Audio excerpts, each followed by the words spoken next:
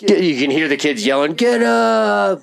Well, let's just help them out. Yeah, just spontaneously. Almost 20 years of doing this, and I've never seen this happen. Don't know these kids.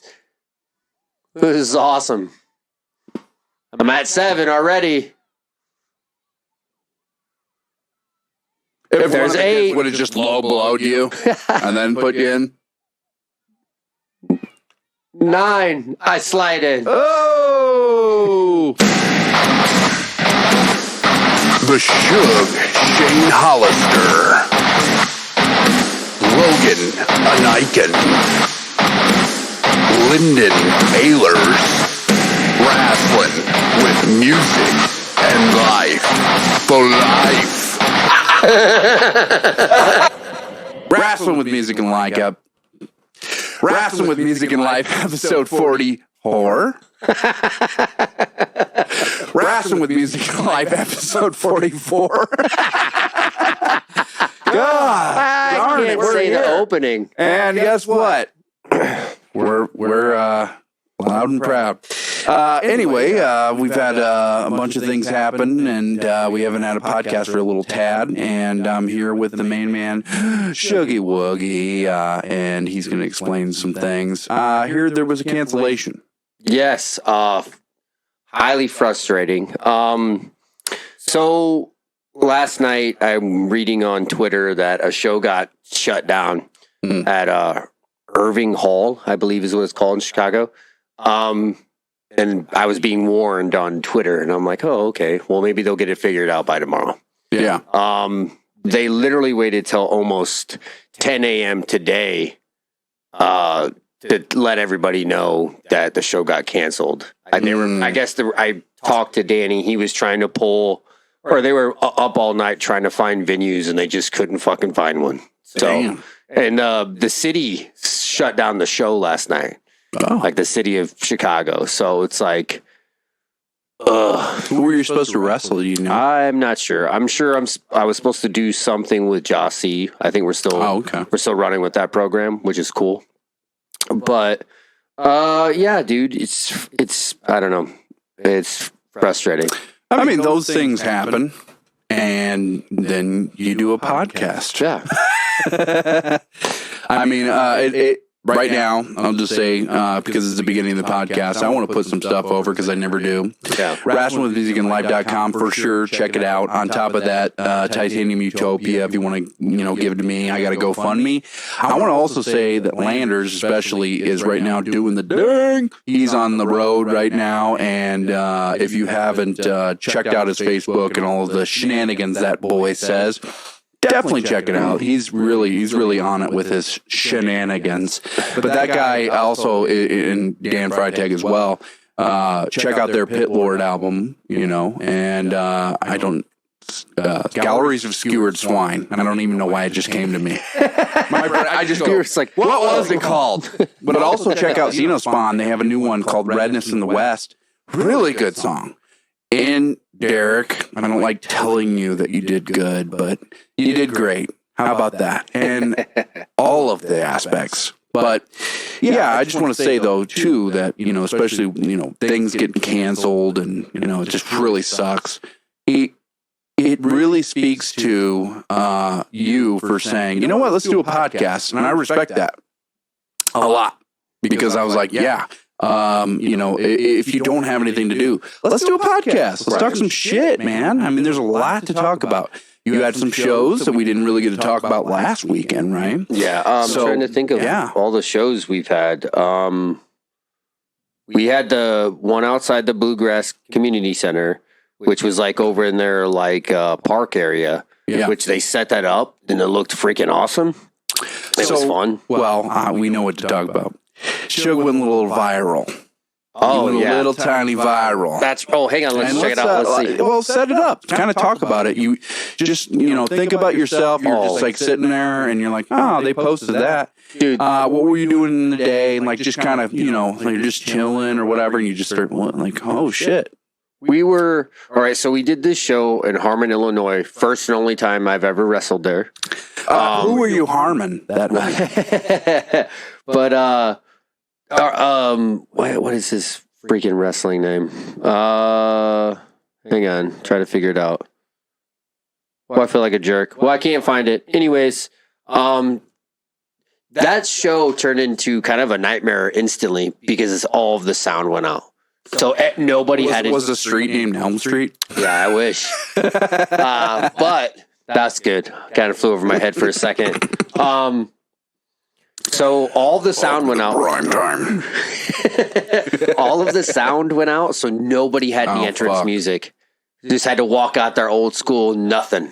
I had no entrance music, so I was like, you know what? I'll just turn it into a good thing, and I just worked way harder on trying to get the people into it because they don't hear music. They don't. It's not like it doesn't seem like a WWE style show or a wrestling show with no fucking entrance music, you know. Yeah. So I just worked way harder at opening to try to get the kids into it and the adults into it.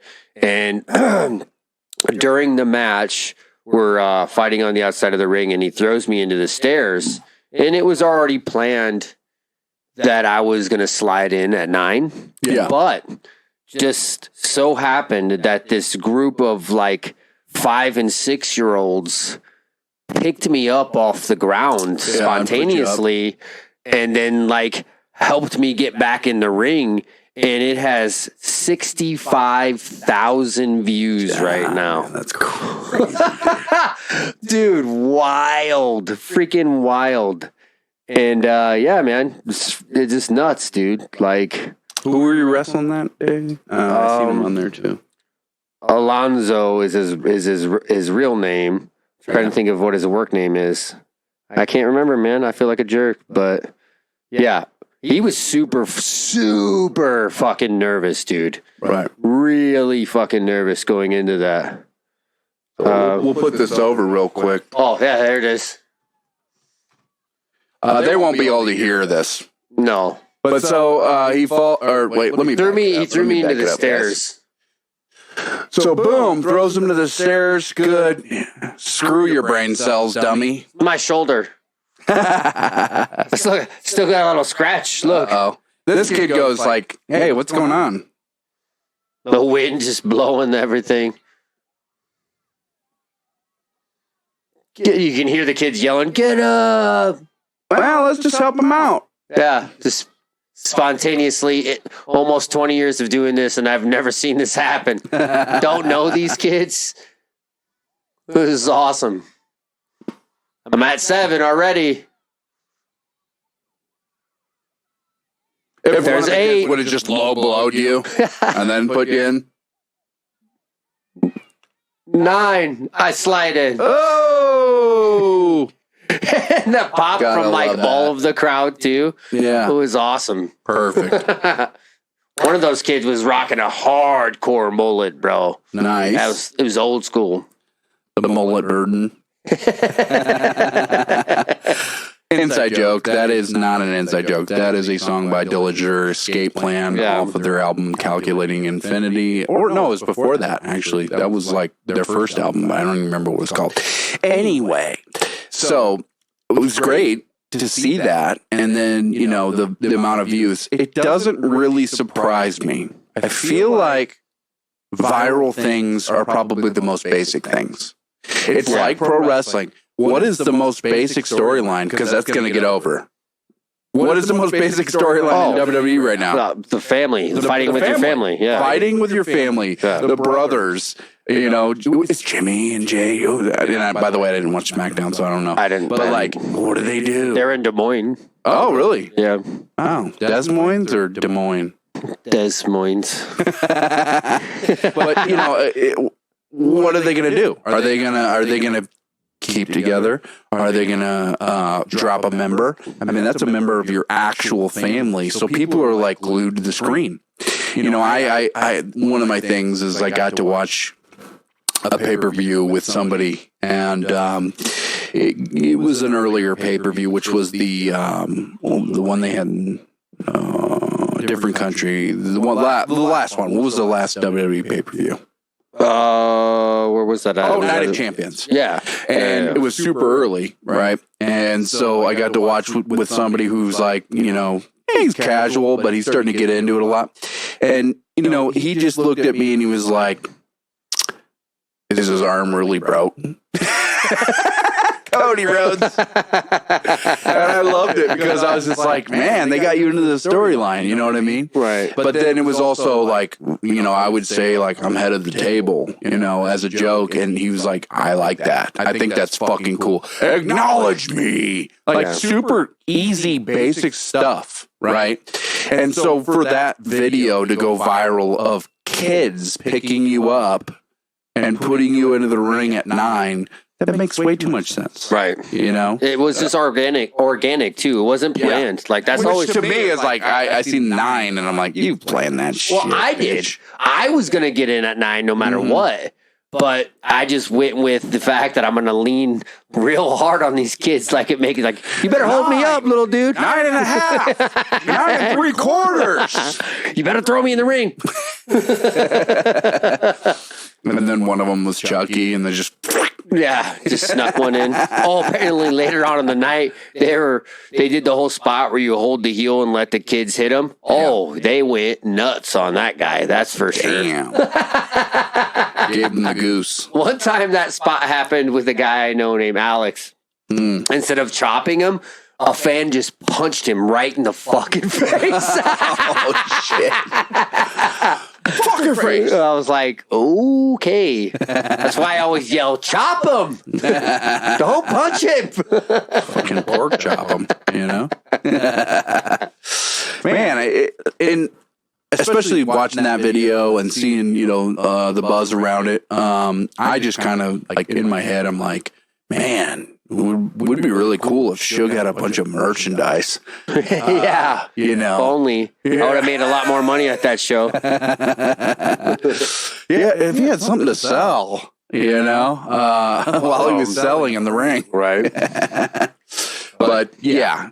You should. And I know you did have a few shirts, but get into that game again. Yeah, I got to get back into it, man. That's where the real money is. Buy your shit, It's where the real money is anyway. People are looking to buy your shit, especially after that, Like I see in the comment, like, this is how wrestling should be, The family.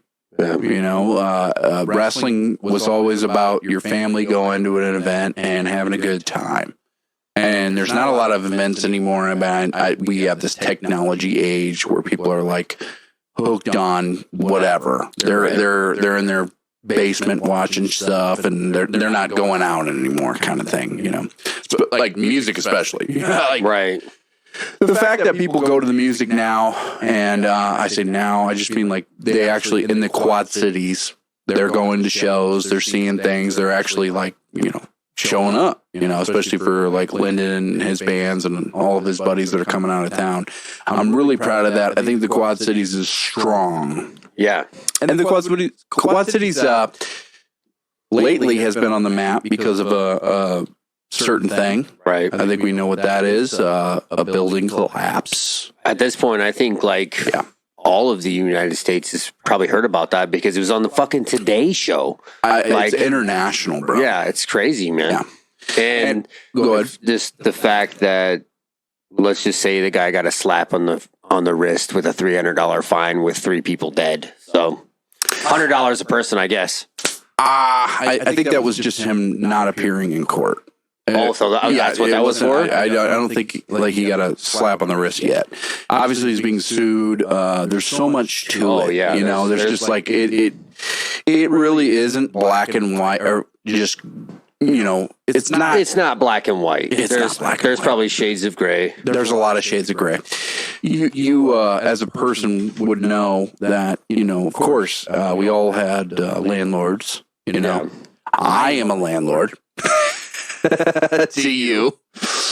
And, yes, you are. And I've never once been like, hey, I can't wait to screw him over in some way. Because that again, I'm not saying.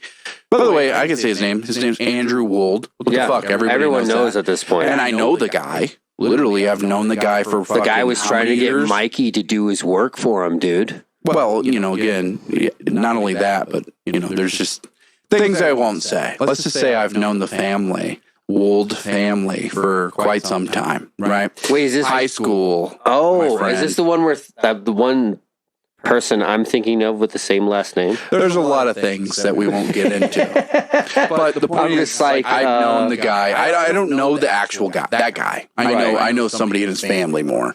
That's probably the best way to say it without saying anything else. But yes, I just know that he didn't do what he was supposed to do, but it's also contextually, it's on the city nuance. too. It's on the city. Big time. It's on the city. There is 3 people who have resigned already, and one of them technically retired because he could. Yeah. And the other 2 just straight up resigned. I'm like, ooh, this is not good. It does not look good for the city.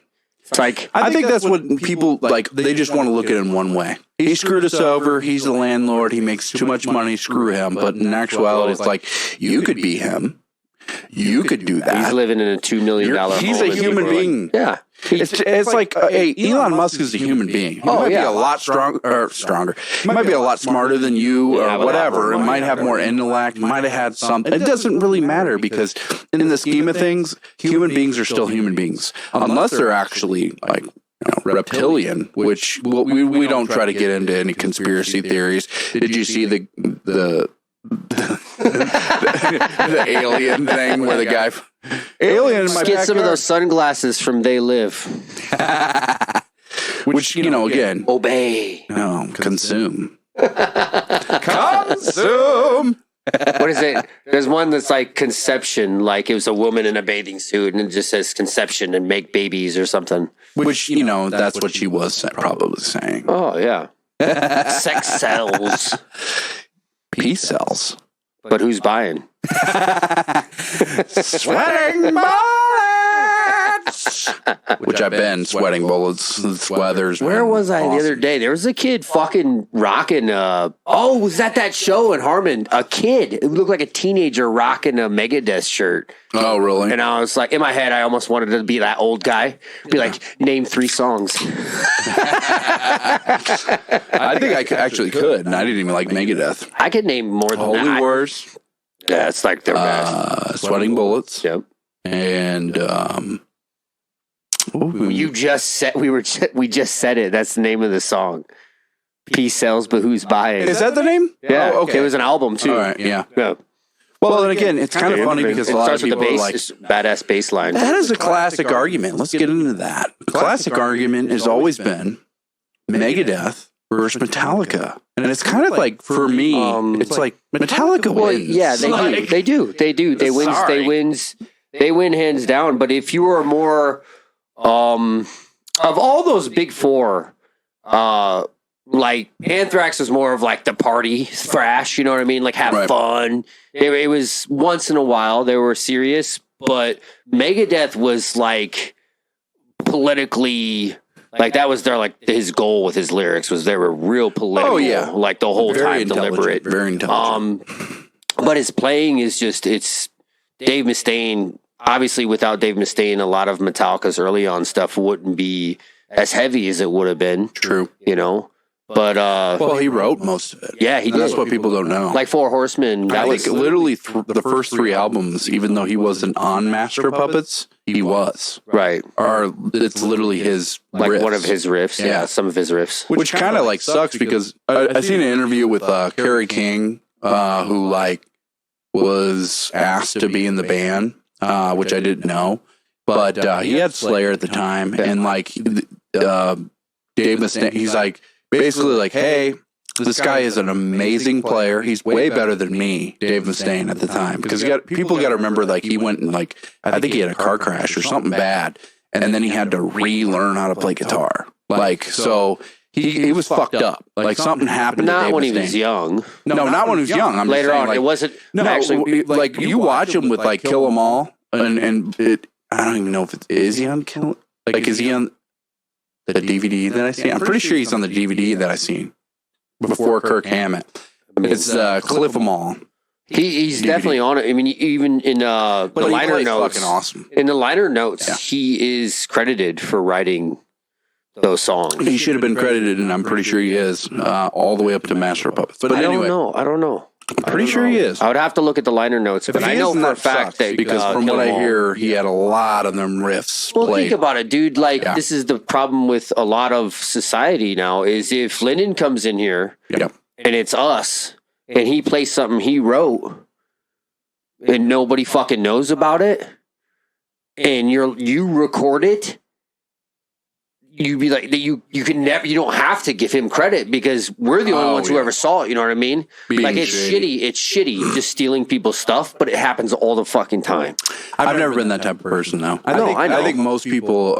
You take pride in your originality. That's why. I hate anything I write, and I'm like, oh man, this sounds like something. I just go like, fuck. I don't know. But dude, that's like I just wrote some stuff. I'll be honest with you, and I go like, oh, well, that vocal pattern, that kind of, it's not the same riff, kind of sounds like this, and I go, damn it, should I just rewrite it?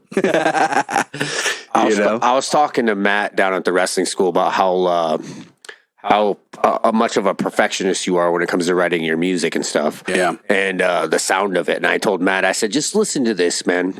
Because I wanted to bring him on and hear his opinion. Yeah. Because he listened to it later on that day. What did you hear? Crotch. Yes, Crotch. Yeah. Matt Mayday, Crotch. Yeah. What wrestling is. Yeah, he just got real busy after he wasn't able to go to the show. I had a really good intro to you. I was going to put you over, but I'll put you over. The Felix Phenom. Yeah. The pelvic thrusting, whatever he calls himself at the beginning of every match. Does he? Yeah, he's got his own intro that he does himself. I was going to call him the fartist. The fartist? Because he's fartistic. Okay. It's next to your crotch. I don't know. Oh. Anus. Anyway. Felix Phenom is the one that he calls himself. Your neighborhood pelvic thruster, which sounds terrible. But it's over, you know. Colon swollener.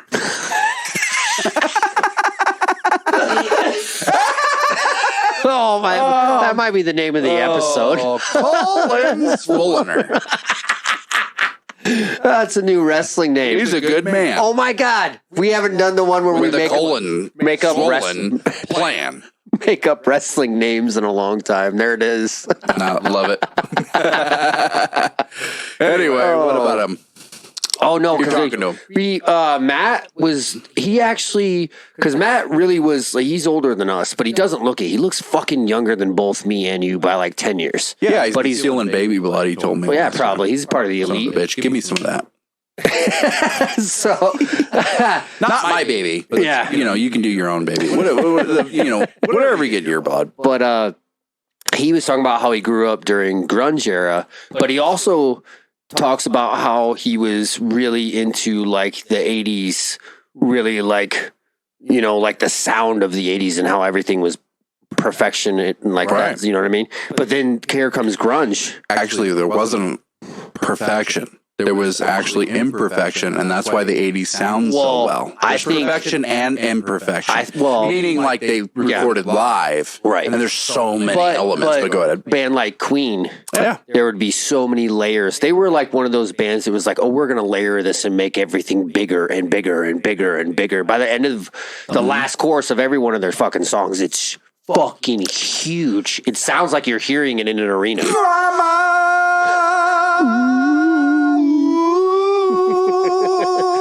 So good, dude. Didn't mean to make you cry, but that's okay, cause Shug's fucking better than all.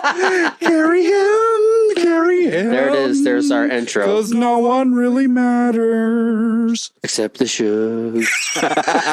Ding, ding, ding, ding, ding, ding. Anyway, go ahead. He was talking about how he wasn't really into the grunge thing at first because he was like, this just sounds like literally the sound grunge. Like that's probably how somebody described it, and it just stuck, Grungy. But that he remembers that being like, dude, why don't people just record like that now? I'm like, well, that's because nowadays everybody wants to hear the cleanest they can hear, right?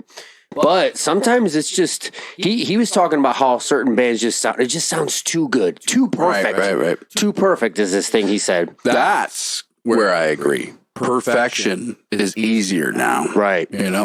So imperfection would be like It's called analog recording, the old school 80s versus I came prepared. versus digital. Because with digital, you're just in the box, and that's and also a term. In the box just kind of means like you have your headphones, you hear everything because you have either like fake amps, fake. It's called modulation.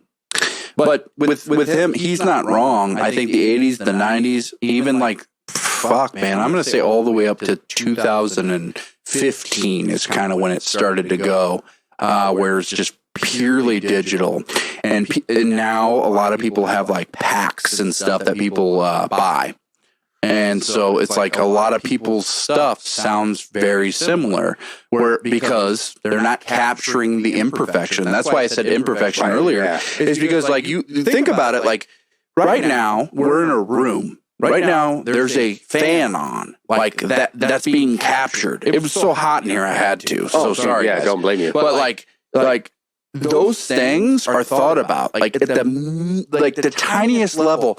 If we went to a studio and that would be heard on a recording, unless you found a way of drowning it out. And I do have what's called a noise gate. So right now I have a noise gate, and it's shutting it down. Like we're loud right in our mics, but it's shutting down the background noise, I guess. But like if you're in a studio, someone made that soundproof. Someone made a vocal booth. This is all a lot of money. You're talking hundreds of thousands of dollars, especially back in the 80s. And if they had a no-bid contract, like a lot of people got when they were like just signing people, especially in Seattle, and they're just like signing bands just to get back to like Nirvana, like you're talking about with him. Well, that wasn't just them. We were talking Soundgarden and fucking Alice in Chains, all the same era. Exactly. And like Pearl Jam, like a lot of those guys, like I was literally just last night singing to my son, down in a hole. Such a good song, dude. Losing myself. Think about like how good of don't even know. By the way, my lyrics are probably wrong. I think no, you're right. You're right. I'm pretty sure it's Losing My Soul. I tried to find. That's a different one too. But my wings are. But my wings are brown. And then you got like went into some two things at the same time. By the way, you have two things because you like this is a live version. Right. We were watching, me and Alicia. You have like Lane Staley, and you got what's Jerry Cantrell. Jerry Cantrell. Lane Staley's singer. Jerry's like the high pitch, you know, like he's like, but like he can do that. Their fucking harmonies got that like kind of, but like Lane got way higher with stuff too, though. Like I think he was also like on a lot of drugs. Well, it's called heroin, you know. Yeah. That's what fucking just, like kind of like I don't even want to say this. Like, that's what that song's all about. Yeah, dude. but hold on, I don't want to put him over for doing that. No, I'm not. But I'm just saying that's what I also do because I want to be like that dude did heroin and literally did that performance. Like what? Yeah. He had to have been like not even there. Oh no! And somehow the dude could just be in the pocket, is what you'd say. Yeah, with vocals and just like harmonize with, in my opinion, a traditionally better singer. Jerry Cantrell is just perfect. But like, I mean, he's playing a guitar too. Oh yeah, well, definitely harder. But like I think just the way Lane would approach vocal patterns sometimes in his vibrato, like especially in like Rain When I Die, that fucking song. Well, just compliment. They just compliment each other. Yeah, you know, it was like perfect. Hand to the brand new girl. The sample name was I remember when fucking Phil did it with him. That was awesome. Oh, it was great. Yeah, Phil did it. He actually did that part pretty goddamn good. I mean, he made it Phil. It didn't sound like Lane, but that's what you want to hear, though. You don't want to hear somebody try to sound like Lane if it's, I mean, minus the new guy who does sing for Alice in Chains, who's pretty fucking good. From what I hear, I haven't heard it yet. Like that. Well, remember Lyndon, we got fucking high, and he's like, bro, you have to listen to this. Check my brain. And like while I was listening to it, I was like, dude, did Lane Staley fucking possess this dude? Because this sounds. Wait a second, is that William whatever? Wait, who sings for Check My Brain? That's an Alice in Chains song. No, it's the new guy. He's got an afro, and he's on my favorite song right now, which is called oh man, now I'm forgetting. Oh, you were talking about putting that over. The Who. Yeah, he's on the Who. Yeah, that's the singer of Alice in Chains now, dude. Yeah, dude, that dude's amazing. William something. Yeah, love that guy. Do you want to know something crazy? Is probably my favorite chorus I've heard in like the past. You were talking about this a while. I still haven't heard the song. Oh my god! We'll check it out. Hang on. To tell you a story, I saw. Well, we were talking about you and Crotch. But like, let me tell you, started talking about grunge. So let's not lose that. We're not going to. Go ahead. I'm going off and tell a story about Jerry real quick and that guy. Yeah. I went and saw Creed at the fucking Pack Slayer Center. Can you take me higher? Which, by the way, is a great song. Oh, dude, yes. Fuck what anybody says. First off, dude, their first 3 albums were fucking rad. Yeah. I don't care what anybody says. There was some good hooky shit, big choruses. Exactly. Got stuck in your fucking head. But anyways, I saw Creed and I saw Jerry Cantrell. Jerry Cantrell was touring with the now singer of Alice in Chains back then. Right. And they did Alice in Chains songs live. And I was like, dude, this guy sounds like fucking... And he was playing guitar. William Duvall. He was playing guitar. That guy's been playing since 1983. Yeah. In punk bands. Oh, really? Punk bands, yeah. And so he like had mad respect. But anyway, go ahead. But yeah, all right, so... Anyways, yes, I saw them back then, and when they played Man in the Box, I was like, I closed my eyes and was like, dude, this sounds like fucking Lane Staley's on stage right now. It was fucking wild. And I want to hear that because I don't think I've heard it yet. But I just want to say the Who, it's the HU. Yeah, but it's not like the Who from like no, fucking it's 70s a Mongolian band. Yeah. It's God damn it. Anyway, go ahead. But I'll remember the chorus. Anyways, that was just a quick story about. Anyways, we'll go back to grunge with Matt, and he said it just sounded more raw. Like there wasn't so much put into production sometimes. Even like guitar riffs sound a little more gritty and that. Like that's why I always like the sound of like grunge. It was a perfect description of like the music, not vocally, I would say, but the music of some of those riffs, like even like Man in the Box or like fucking We Die Young on that first Facelift album with Alice in Chains, dude, that riff just sounds gritty and dirty. Everyone, who never listened to Man in the Box, right? If they heard it, they'd just be like, I don't know what this is, but I like it. Oh, dude, yeah.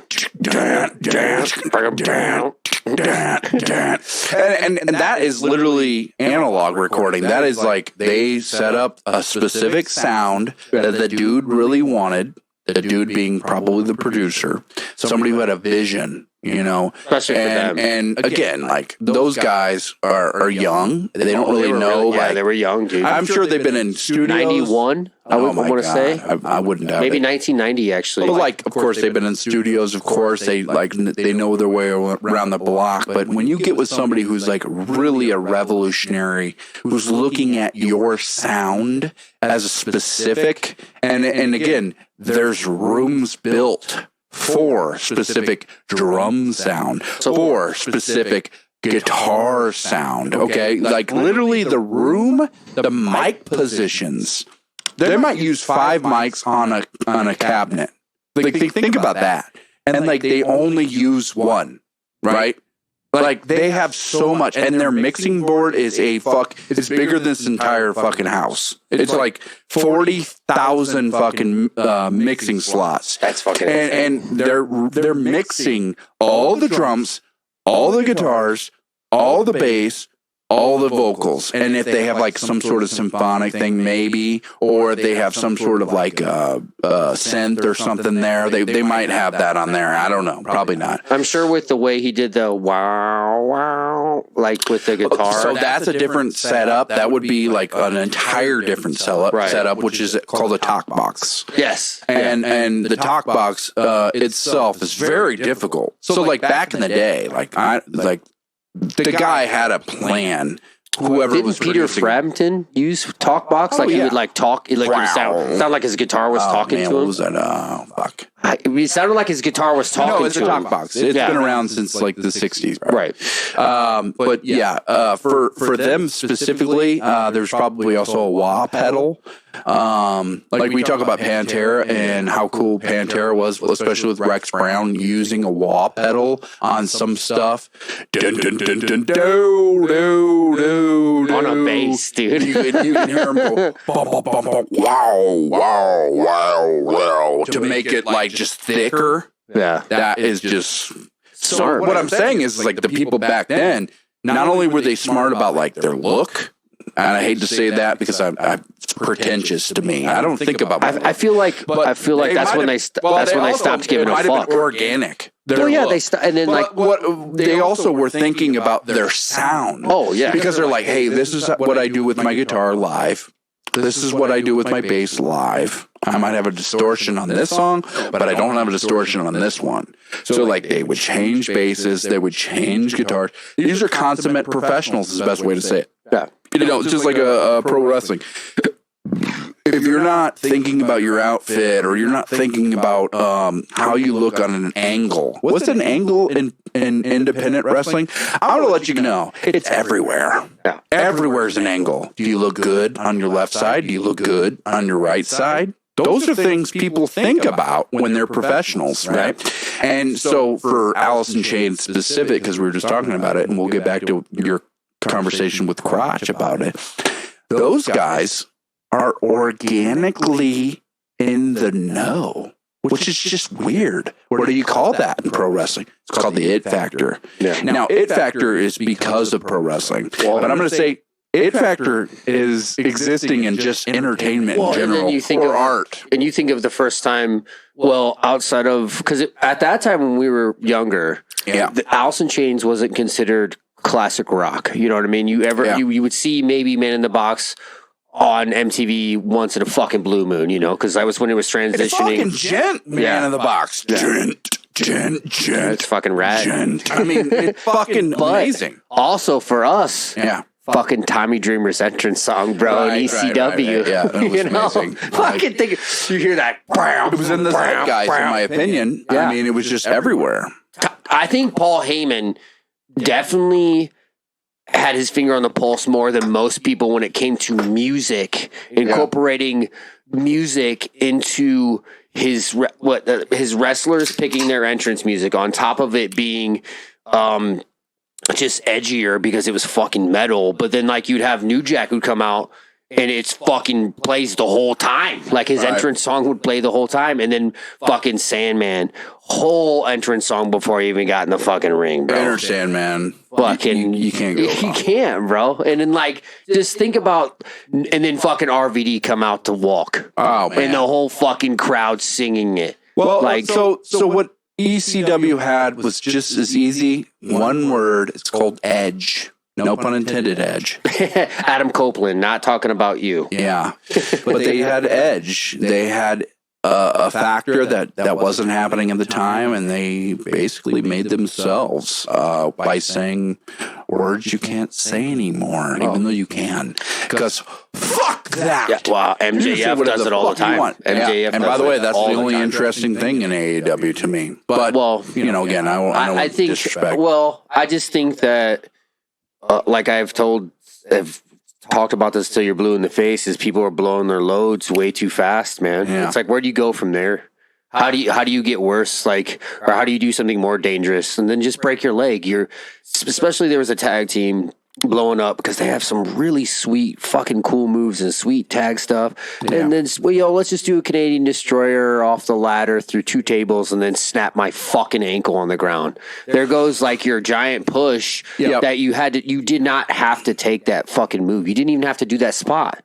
You could have done anything besides that and been safer. Mm-hmm. You know what I mean? It's not worth it. Like, to me, my big thing is, like, I watch, obviously WWE, and I watch that pay-per-view. I watch, Colbster's match, and, like, amazing match, but, I'm watching it also with somebody who doesn't watch this a lot, and the first thing he said after about, like, maybe I think most matches are probably like 8 to 10 minutes long. Sometimes less. Just You in just general. think Sometimes less. You just But think not on a pay-per-view. So like he's got more than that. And after like the 10-minute mark, he was like, he just goes, man, this is a long match. Like he was disinterested. That's a person that doesn't watch this a lot. And I just go, yeah, I know they're doing a lot. And again, I kind of complain a little bit. And I'm not. Hey, by the way, I'm not a keyboard warrior or anything. I'm just talking.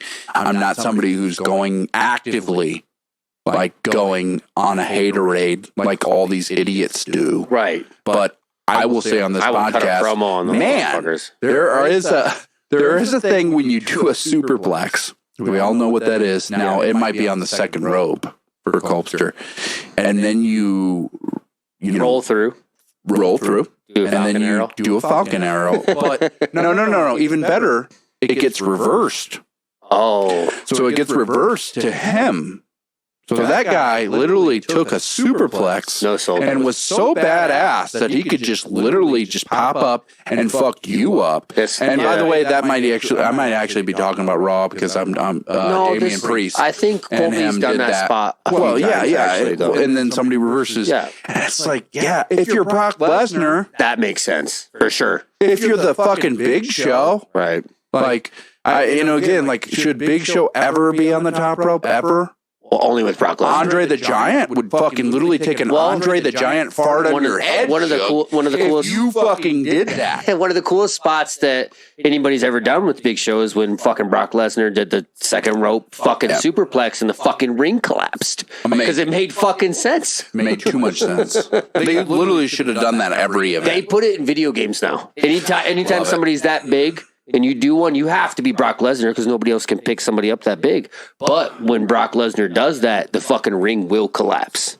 I mean, and again, like Hulk Hogan was interviewed by Full Sail Podcast. I just seen that. It was a really good interview because he's pretty shoot on it as far as like he doesn't give a fuck anymore. He's super old. But he was like, talking about how, Andre the Giant, like when you break in back then, it's real. Oh, yeah.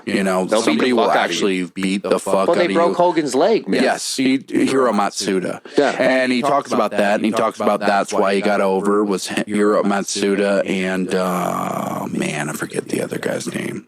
And anyway, the point is... Greg Gagne, I want to say? No, there was another guy who was like super over in Japan that you would recognize the name too. But anyway, the point is that it was a collision of the zeitgeist with him. Right. Like, and he never says no about that. He's like, this is how it happened because so many things were happening at the same time. But Hulk Hogan was never trying to just do pro wrestling. He was like a musician. Yeah, he played bass. And I like some of the bands because he talks about it. I listened to it and I'm like, this is good bass playing. It's Japanese because he played in like 2 or 3 Japanese bands to get over in Japan. Oh wow! And yeah, it's great because it's like some stuff I didn't know. They asked really good questions, but like when he's talking, they asked him, "Hey, what's the difference between then and now?" And he's like, "Well, the difference is obviously the internet." Like, I'm glad he said that because that is true. Yeah. Everybody knows what you're doing. So you can't, like, be the Undertaker anymore, Well, like, you can't be Brian Pillman either.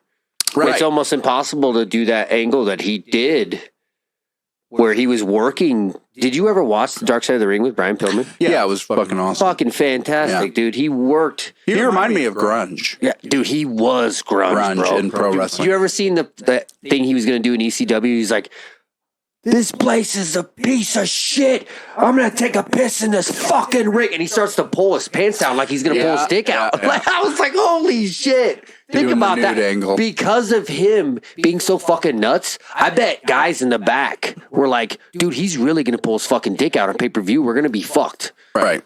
And they wanted to fight him. Like, hey, probably. This is my fucking existence. Probably bitch. You're like going to ruin my friend when we were doing coke in the back. But I'm going to fuck you up.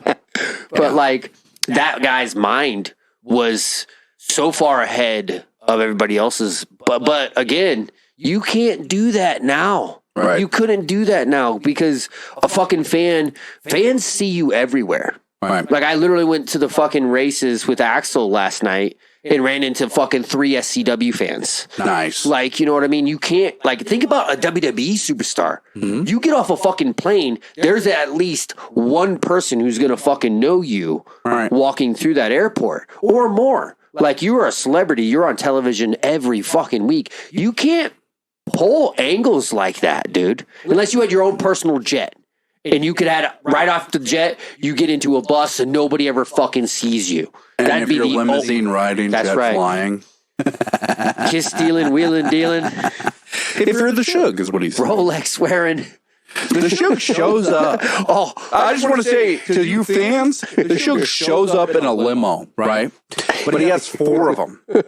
And 3 of them are for all of his women. And just the one by himself, because he doesn't want to hear them complain about whatever that women complain about. He gets dropped off in that one. Nobody knows which limousine the Shug's in. you know how much heat I would get? that. Oh my God, that'd be fantastic. That would just be the best. It'd be the ultimate version of Ric Flair.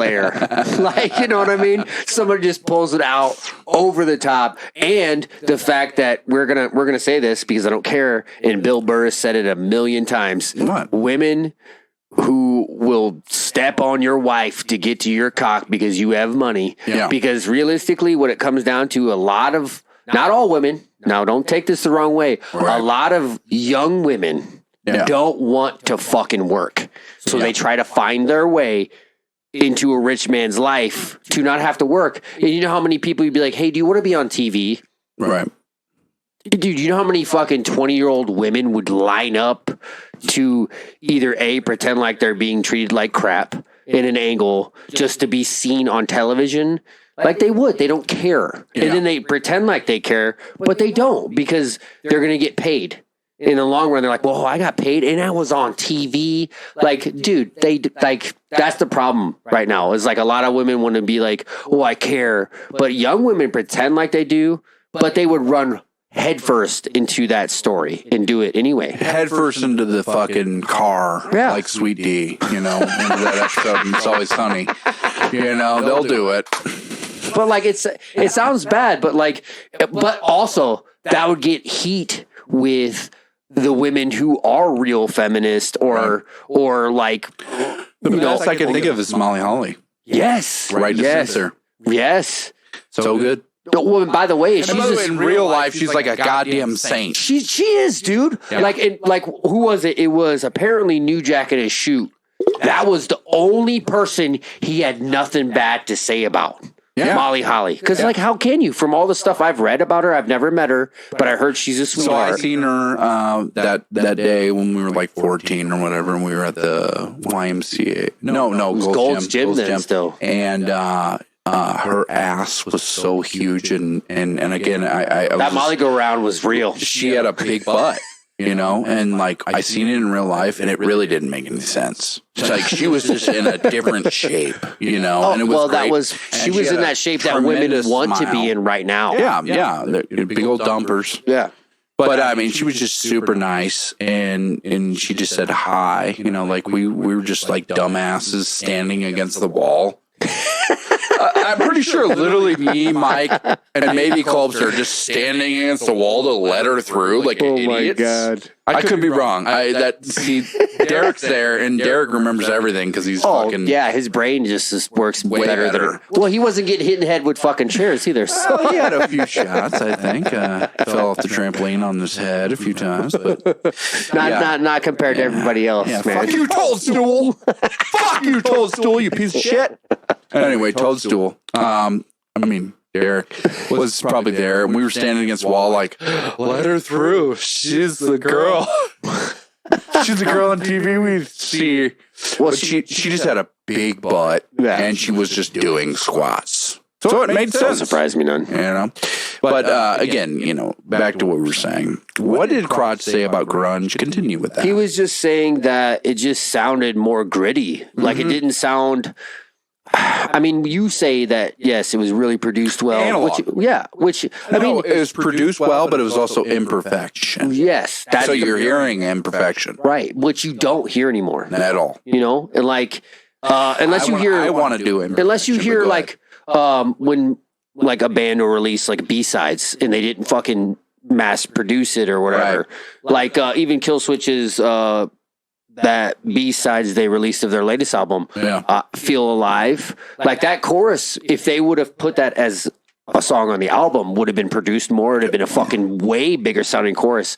Do I still fucking love that song? Yes, it was fucking rad. Yeah. And it sounded more raw without all of the extra layers of vocals and stuff on it. But yeah, he just thinks like just everything sounds so perfect. There's no imperfections, as I guess I don't disagree with him. I think that what it is that you're hearing, and I'm just trying to explain this for the layman, right, is studios used to have a specific sound with drums, bass, and a guitar because they literally recorded in rooms that were tempered to that. And then if you were a vocalist, I'll just say this as well, for especially like we're talking about Alice in Chains. Guys, they literally sang through microphones that me and you will never be able to afford. You're talking about Neumann U47s. That's probably $5,000. Then it's being run into a what's called hardware at the time, like Neumann. Or a Neve compressor, which is a Neve compressor, or I had Joe Mink for a little bit. That literally cost me like $1,500. Holy shit! Yeah, and I was like, oh, I feel like an idiot because I didn't even use it at all. But like those guys have an entire hardware system where they have EQs that are like actual hardware. So the difference between like digital, where you have everything in the box, aka you have it there, not saying you can't do an amazing record like that, because that's what you're hearing in the past 10 years. But man, it doesn't have the same scratch, is what I was going to say. That's the word, scratch. There's something that... You know, there's something to it. Even like around, it's because there's so many factors. Right. So I'll just take this. I think even like, I would say, sorry to cut you off for a second, because I am a natural heel, so fucking take the heat.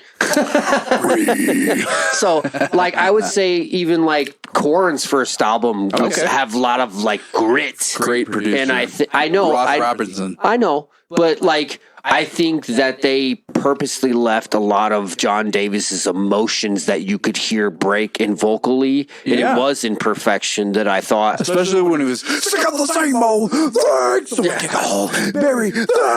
Yeah, dude, that whole fucking album's rad. Makes me listen to it in bald tongue. It's fucking rad. I tell you what, the best thing is that it's called the word edge again. Edge. Nobody sounded like them at that time too. But anyways, go back to what you were saying. I should say edgy, not edge. Sorry, Adam Copeland. Edgy.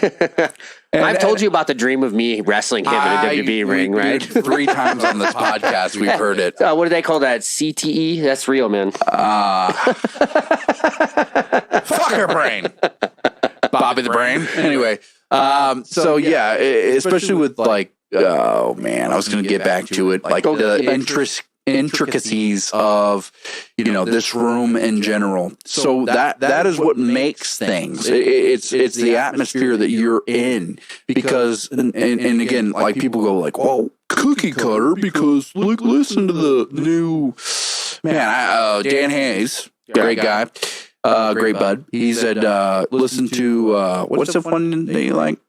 God damn it. Who? A Sleep Token? Sleep Token. Yeah. Listen to Sleep Token, man. It's funny how everyone's blowing up on them, and I was into them fucking 2 years ago. I heard their shit a long time. Right. Like their song Jaws was a single, and it was blowing up because it sounded so fucking different than everything else. And to me, it didn't, because there's a lot of those type of bands around. And I don't think with like R&B style vocals, man. Nobody sounds like that. I'm not saying that. Like, again, they have their own sound. I'm just saying like that style. Oh, the style. Yeah. Well, yeah, I guess. Because to me, even I hate to say this because Gunship isn't gent, but Gunship to me is so very much every style of music. Dude, they are fucking... They literally had Dave Lombardo, and they did some like gent shit. Right. And I'm just saying, like, those type of people are just looking for those bangers, I guess is the word.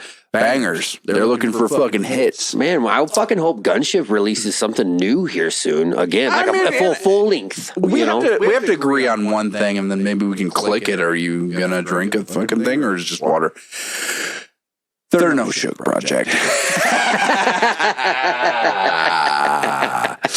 We got plans. True that. Stands. We got plans, stands. Oh. Yeah, boy. Anyways, but yeah. He's just drinking a handle of vodka. Yeah. There's literally nothing else. Dude, I'd be so fucking hammered if this was just vodka. I've done that before. Dude. And I can't just drink. Dude, I can't. I mean, I definitely would consider myself an alcoholic at one point, but there's no fucking way. Potato juice. I don't give a fuck. There's no way I could drink straight vodka, bro. That's just thinking about it. I would throw it up. Gay vodka. That's okay. It's a Saturday, guys. He's drinking straight vodka. Yeah, and don't. I let would him be fool fucking you. hammered. The Shug has drank more than you have ever. Yeah, it's probably why I'm gonna end up fucking with liver cancer. Well, liver let die. Liver let die. Dang. You know that was a cover, right? Liver let die. You know that was a cover, right? No. Yeah, Paul McCartney. Paul McCartney. Oh, was it? Yeah, and then Guns N' Roses covered it and made it way fucking better. Yeah, they probably swim in some sort of liver pool. I mean, just fucking think. Fucking Knocking on Heaven's Door was a cover. Yeah. Knocking on heaven's door. Hey,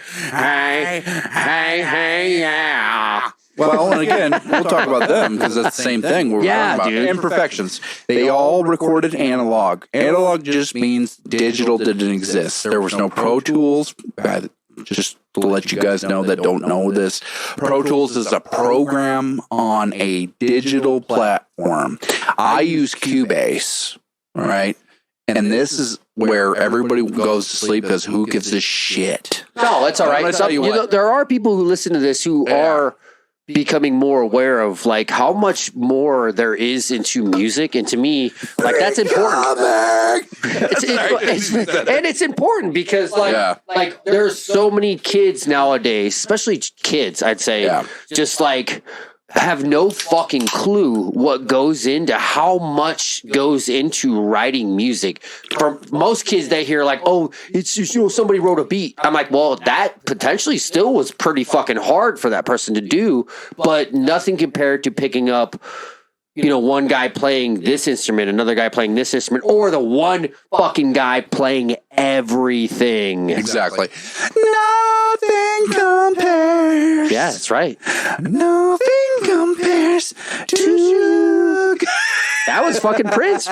He wrote a song for somebody else, and it was about, massive. The one girl that had short hair. Yeah, but Prince wrote that song. Okay. Yeah, and we were just talking about a guy who plays with her. No, Prince wrote a lot of songs if you look up, dude. Like Tom Petty. Yeah, Tom Petty too. And what's her name? What's the bitch? I shouldn't say bitch, but she was in Fleetwood Mac. Oh, Stevie Nicks. He wrote stuff for Stevie Nicks. I didn't know that. Yeah, one of her big hits. Oh, that one was like The Edge of 17. That sounds like Tom that's Petty, it. The one wing girl just sing the songs just like she's singing. Oh wait, I don't know about that. That might be Fleetwood Mac. No, that was Stevie Nicks on her solo stuff. Yeah. Man, that makes me. The best thing about Spotify now is actually you can see who's credited for writing songs. Spotify was last night. Me and Alicia Marie, love you to death. I showed her some stuff. That I've showed her before, just music, right? And you get to see the lyrics as you're listening to it, almost like a karaoke. Yeah. So like I would show her something, and she'd go, "Oh wow, these," I showed her Cryptopsy. So like, right. Old Hate Warm Blood. So you're like, oh yeah. You're like, she's never seen the lyrics, and she's like, wow, these fucking guys are super smart. Yeah, they literally said a bigamous marasmus. The fuck are those words? Well, yeah, dude. And then like he was just a smart. What was it? Well, what's his name? Mike DeSalvo. Mike DeSalvo. Like he just. Yeah, but like literally a writer. And his vocal patterns were like different from everybody. What she said last night, because you got to kind of see the lyrics, it was like being at a bar and you get to see the lyrics on karaoke. She goes, "This is rap over death metal." Yeah. I was like, "Thank you." In a way, yeah, for sure. No, it was. I mean, just grooves. All the music grooves. Cryptum C, guess what? Where the slime live. The breath of God. Well, that was Morbid Angel. She goes, dude, you kind of sound like that guy. I said, I stole all my shit from that guy. And Cryptum C, Mike DeSalvo. So it's basically me. Oh my God. Back then was Mike DeSalvo and fucking Steve Tucker from Morbid Angel. And I could be wrong. If that was somebody else, sorry. But Steve Tucker, how he did his patterns, you know. Yeah. That was, let me just say this. So, especially with Morbid Angel, like Colby never, Seth Rollins, never liked death metal, ever. No. And I think to me, the only thing that like really spoke to him was probably Shadows Fall, right? For a little bit. Because, They were the closest thing and to we death still metal. kind of had like edge it in to him. But yeah, like Hey, listen to this real quick. But yeah, like, that was the Shadows Fall, closest thing. Like there's not like And then- blast beats, there's not like super double bass. It's like the Knife on the first album was an amazing drummer who also was a death metal drummer. So like they actually did some original. Well, that's shit why on, that first when they got Jason Bittner. Just to be honest with you, yeah. it was more groove based. Oh, yeah. You know, and not necessarily about like fucking speed. And Was Derek? Did he? Here's the thing. Did Derek get on a message board and shit talk him because Jason Bittner? Jason I would not doubt Bittner. it. Jason Bittner Derek has been on remembered messaging him. boards. Jason Bittner remembered him, and he goes, "Oh, you're that guy." And I remember sitting there going, "What the Damn, I fuck should did have you Derek say? on this What the podcast." fuck did you say?" Dude, I guarantee Derek shit talked everybody yeah. on every message Oh, board. I bet, dude. Oh, man, That was the love same you, time Derek. we walked up Fucking to redness in the West. we walked up to the two guitarists, me and Colby, Yeah. and we're like, Howard Jones, what is he like? Is he a better singer? Because we hadn't heard it yet. That was before we just read about it. You know what I mean? Yeah. We didn't even hear Fixation on the Darkness re-recorded yet. So he was like, dude, way better. That's what they said. They were there, and I was just like, I don't know. Way better in technique, but again, that's another like Technique and emotion. topic of But he's still emotion. He still pulls out some feels too, man. Like, I think, to be honest with you, Jesse Leach, as far as the first album, there's really no comparison because there is nothing but belting on that, and it is real emotion. Okay. Technical difficulties. I don't even know what the fucking shit just happened, but I'm going to let you guys know that we don't know where we started on, and it doesn't fucking matter because we were talking about Dan. just we were talking about how like you got it. Yes, obviously. How literally this can happen. So we have analog gear. We have literally cameras that failed. I just bought them. They failed on me. I don't even know what the fuck happened. So I'm going to have to test that. Figure that out. And to be honest with you, it was super stressful because I feel like, again, video is out of my wheel box. I'm getting You're out of your fucking element. Fuck your element. And audio is still great. It's just and that's my element. So obviously, you know, we got some factors happening in this house and blah blah blah. We got to figure that out, and I figured it out. But the video portion is like, yeah, you know, again, somebody professional wants to come over and tell me. Great, but we're just doing this on the fly. Yeah. And I want to say this though, we were talking about grunge, we were talking about originality, I think is what the key of it is. Originality and the way things didn't sound imperfections instead of perfection constantly. Yeah. Because perfection is inconceivable. What is perfection but in the eye of the beholder? Perfection is in the eye of the beholder. What it's like beauty. What? Inconceivable. It's fucking Princess Bride. Oh man, see? He gets it. He fucking gets it. Would you like a peanut? It's that dude on top. Anybody want a peanut? Want a peanut? Fuck fucking yeah, Andre the fist. fucking giant. I think we His fist literally as were big talking as that about guy's head. the Hulk Hogan interview. Yeah, I think we is what were I was talking about that too. Yeah, I don't know when it cut it off. Sorry guys, I don't know when the video fucking stopped. But I want to say though, like especially, you know, we had basically, you know, again a good conversation about music, and it started with Mayday talking shit, and well, it was kind of just how he views music or hears music as it just sounds too perfect, as he described it. And I wish he could put it into his own words if he was here. We'll try to remember to bring it up next time if, you know, bring him on. yeah, I think we should talk about some of our goals in the future, and then we'll end it. You know, because the immediate goal is to go outside and torch everything. Burn some shit so that we don't have gnats swarming us like forever. And then I'm just gonna stand up and be in my. Look at these fucking shorts. Look at them. Look at them. They in all their see all of it. all their glory, baby. They actually see all of it. It's on the wide camera. My old lady really likes them. So the young lady really likes it. Yeah. That's what. Oh yeah, young lady. My young lady. Sorry. Oh, wait, well, you can't say young because is it too young? No, she's older than us. So, and we're young. Yeah. So she's not that much older than us. She's actually young. She's still young. Yeah. And she's a yoga person. Yes, so she's actually younger than us. Jiu-jitsu. She'd probably tap us both out. I don't want to get into that.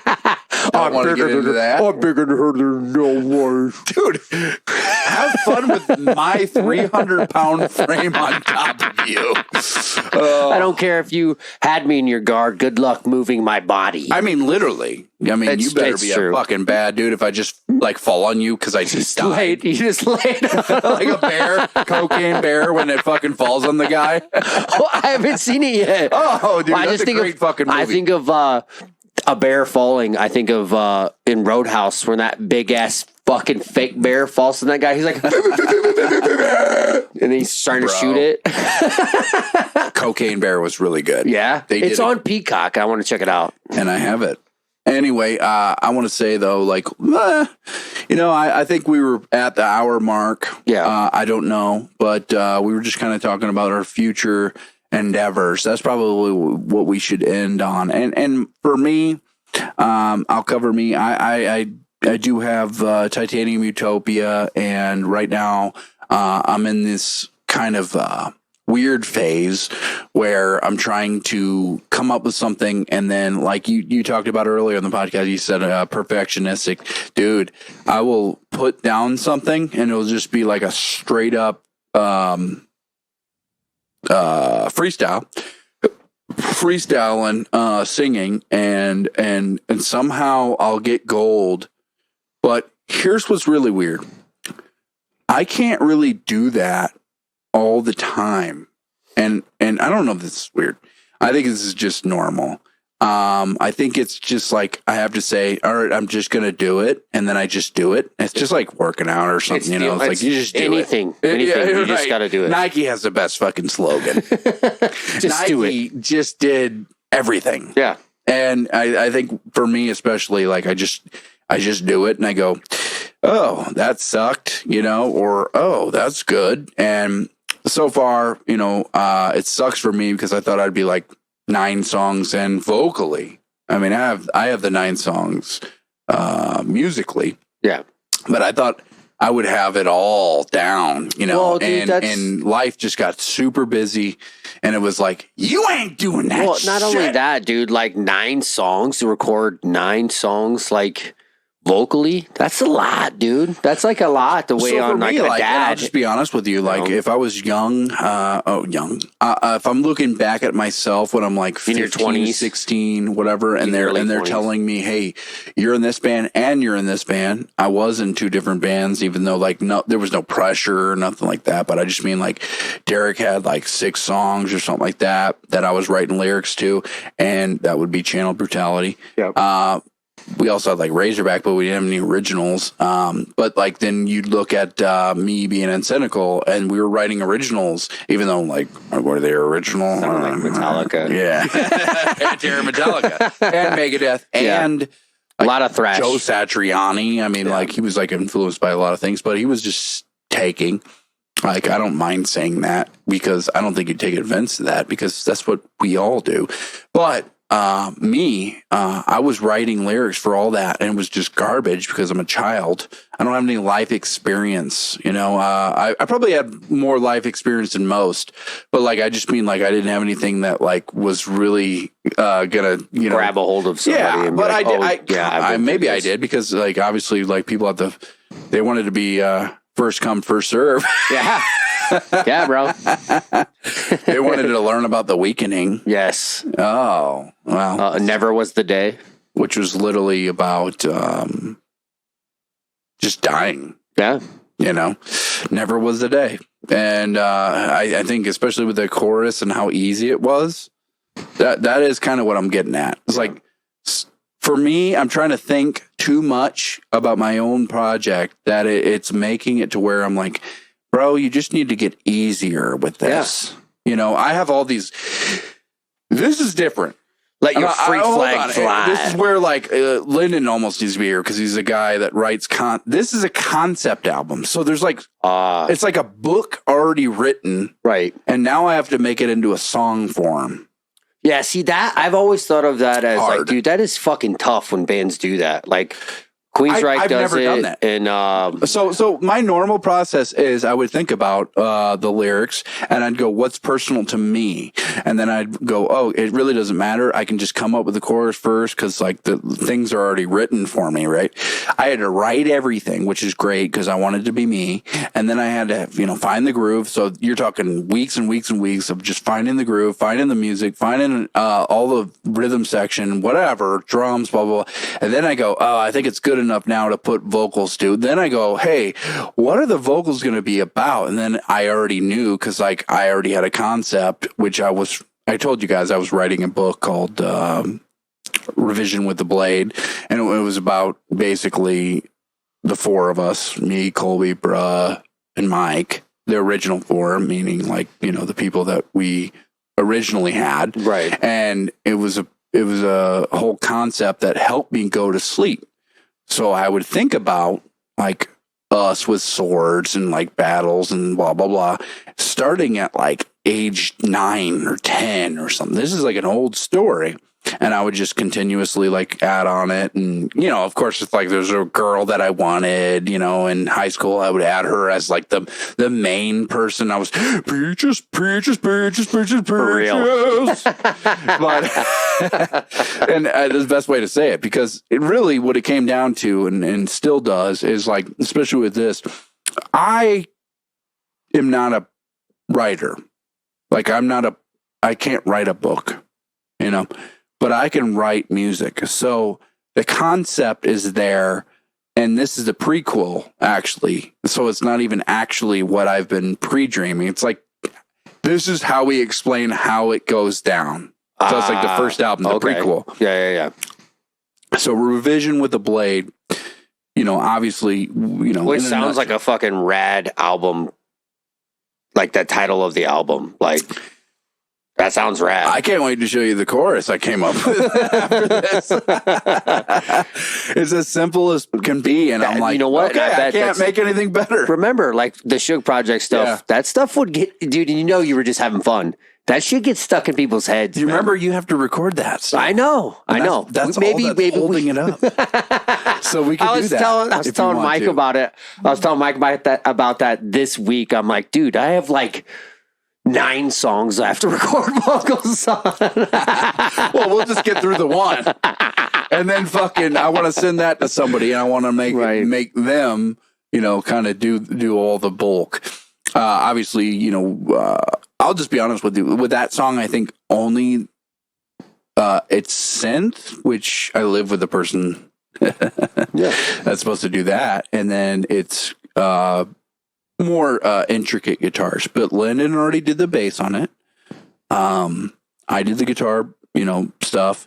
Are you going to have Derek come in and play any on that? Yes, that's what I'm getting at. Okay. Derek, obviously, he's got whatever. I should just send it to him. I just kind of, you know, it's not laziness. It's just like we just get busy, man. I mean, we're dads now, dude. Yeah, it's like, what's priority? Oh, my child. Yeah, dude, we're dads now. And then I'm about to have another one. So yeah, and still babies. Like you have a toddler and then you're gonna have a baby. I'm gonna have a Alicia Marie Jr. Yeah, a girl. Yeah. Fuck you. Yeah. Yeah. Good luck with that. Leo's gonna be like, that's my toy. I don't give a shit. She's gonna be like, no, it's mine. It's my toy now. That's her sneezing. By the way, I thought she repeated you're wrong. No. If you ever think somebody's dying over, it's just her 8 sneezes. Dude, she does. That's me. I can't believe you don't hear me when I sneeze, no, you're dude. not as bad as Alicia. I yell. No, I yell when I sneeze. I'm like Lyndon when he's throwing up. A projectile sneezer. I yell horse shit. Like my dad used to, because he would sneeze like 8 times in a row because he had allergies like me. And just before he would sneeze, he'd be like, horse shit. And I'd hear it in the other room and be like, dude, what the fuck? I thought I was getting yelled at. So I guess to get back to it, I guess it's I'm pretty far along. Obviously, I did the GoFundMe, and I hope that people see that because if you can give, you're just going to help me. Either way, I'm still going to put my own money into it. What's going to be rad is when you write my jingle, and other wrestlers are like, who the fuck wrote that for you? And then I start sending other wrestlers your way, be like, well, I want this in compensation. Well, you're actual, because you're heel in some companies and you're face in others. Your actual, I guess your actual entrance. We could just work on that, right? Like, and I could have 2 different, maybe we can make it. And again, entrance songs. We're not talking like full blown songs. We can make a 2-minute fucking song. It's not going to take me 4 minutes to get to the fucking ring. You know what I mean? Unless I was wrestling at WrestleMania, then it's a different story. I mean, knowing me, I could come up with something that I think, like, if you're like, hey, I like the beginning to be heavy right away. Okay. I'll come up with a riff, or I'll have Derek come up with a riff. It's probably even better to have him do that. And then I need a pause. What wrestling is now, by the way, is just people that go to wrestling shows singing a song, apparently. Breath Rollins. Dude. And apparently in last night, Colby even tweeted it. He goes, Hawkeyes and Cyclones come together on this one, and the music's off. And it's just the crowd, whoa! Right. Like, dude, that's rad. I mean, I don't know who wrote the song for him, but I don't either. But rad, I know that I could make that because it's literally the easiest shit I've ever heard in my life. Right. For me, I mean, wrestling fans want to be engaged in something that can, like Kurt Angle, you suck. You suck. Yeah. Dude, they want something to be engaged with, you know? Dun dun dun dun dun dun dun dun dun dun dun dun dun dun. Kurt Angle was the fucking man, fucking bro. shit was good, dude. And he was like Jim Johnston or whatever. Well, he wrote making all the music, but I don't think he writes for WWE I think anymore. He's dead. Oh, he died. I'm pretty sure he's like. I didn't know that. He retired. He was in his 70s. Yeah, dude. I remember watching Culpster's first one. I remember watching the video of how he would gauge a wrestler's walk. I remember in the video he's talking about how Vader would walk, and he did Vader's entrance song, and I was like, dude, it like worked perfect. Well, that's kind of what I was saying. Was like me and you would sit down, you'd say, hey, this is what I'm thinking, right? Because me. Or we'd just be like, I want it to sound like this, but with this. I know you're watching, you son of a bitch, probably till this. Bro would be awesome. No, like our little project we do. He goes, yeah. This is what I want to do. And obviously he's drinking. He goes, you're just making it as stupid as you can think of. I like Big Dumb Face. But he's like, I don't want you to actually be good on guitar, though. Like, I want you to suck. Because in the beginning of our project, I fucking sucked at guitar. Well, yeah, so now he worked. This is literally 10 years ago. He wants you to sound like shit again. Yeah, he's like, what the fuck? Like, because I show him, like, shit with real riffs, and he goes, no. Like, that's too good. It's too good, bro. I don't like it. It was like, what's his name from Primus trying to try out for Metallica. He's like, he was too good. yeah, that's true. What the fuck is it? Les Claypool? Les Claypool. Gosh, Les Claypool. darn. And I mean, he writes jingles from shows too. Yeah, and I think again, like I've always done that. I've always thought of something that is catchy and did it, and then like I'll be singing stupid stuff. Yeah. When I'm doing dishes, and Alicia goes, "What was that to?" And I go, "I just made it up." She goes, "No, that's a song." And I go, "Well, I might have borrowed something." No. The exact lyric. No, I was just singing like, "Hey, doing the dishes, and everybody wants to take the fishes and shove them up their shitter hole." And Something like whatever. that. It doesn't matter. That wasn't great. You pieces of shit. Judge him. Either way. All right. So we're at the end. Obviously, we need to plug some shit. Oh man, I was kind of plugging my own shit, and I'll just kind of end it. Titanium Utopia. Obviously, right now, I have a few things happening, and that's going to delay the inevitable. And do have some people in mind, and they are going to do it. So, either way, that is probably going to be out, in my opinion, by the end of the year for sure. And I feel like, especially with the way things are going, like vocally, I feel really comfortable. I'm losing a little bit of weight. I'm on the carnivore diet again, and I feel like pretty good at scream singing, whatever that is. So, what do you think? Metalcore vocals? Maybe. So I got the next one, which my show didn't happen today, blah. But the next one is June 17th in North Liberty. It's a SCW Pro show, which we've never wrestled in North Liberty. Let's see if we can make magic happen again, and maybe a bunch of kids pick me up off the ground and throw me back into the stairs. Yeah. So you get 60,000 views. Yeah, it'd be rad. But I don't think SCW's ever wrestled at this venue. Tin Roost, whatever. It's in North Liberty, and it says free event with $5 and $10 VIP options available. So I guess if you don't want the VIP options, you could just come to the show, which is going to be a lot like by the way, dude, if you do get a chance to come to any rad, crazy show, remember last year that picture of how I could not see the end of humanity? Right. We're doing that again this year. Yeah. Like the fucking block party in Iowa City. I'm going to have another child. So yeah, you're good fucked. luck. I'll just record it on my way out. I'll be like, this one's for you, Lolo. That sounds good. I'll take it. But yeah, dude, it's just, there's a lot. SCW has a lot going on when it comes to summertime. We have the only show we didn't have this month for SCW was this weekend. We have one every fucking weekend of this month, and the same thing happens with July. Like, it's dude, come summertime, SCW's on, like, every fucking weekend. Love it. Check out wrestlinmusicandlive.com. We do have everything here. We have everything that you want. If you want some merchandise, get some merch. We'll work on that. Obviously, whatever. I'm looking at everybody here and saying, hey, I get it. Why you wouldn't want any merch? I mean, come on now. We ain't blown up yet. Well, and again, it's like, what's viral, what's not. It doesn't matter. We're still going to get canceled either way. As soon as it starts to pick up. For us, we love doing this. We would do this anyway if there's no cameras, and that's the bottom line. And we put over the Shug said so, brother. We put over brothers and sisters, and this is what this place is for. And for us, obviously, we put ourselves over, fucking, because what we do. We're artists, man, and it's fucking great. We're artists. Either way, we are definitely fartists. And one of our co-hosts is not here because he's fucking doing the damn thing. He's out. He's doing it. And salute to Pit Lord. Man, him with the mohawk is fucking weird, right? Oh, my God. Wait, he hasn't even been on here with it yet. So, I know. And, when he got it, I was like, what the fuck? Shug fucking 2008? What's going on? Well, I don't know how we got the older brother in Dinosaurs, the show. But if the older brother...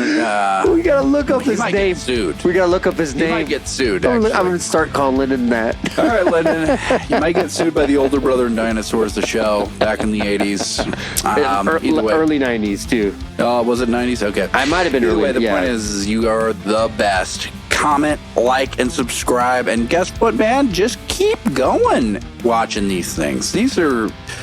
a bunch of idiots talking. And it's we fun. love you. All right. Check out wrestlingwithmusicandlife.com again. And I want to say comment subscribe. below and subscribe and whatever. And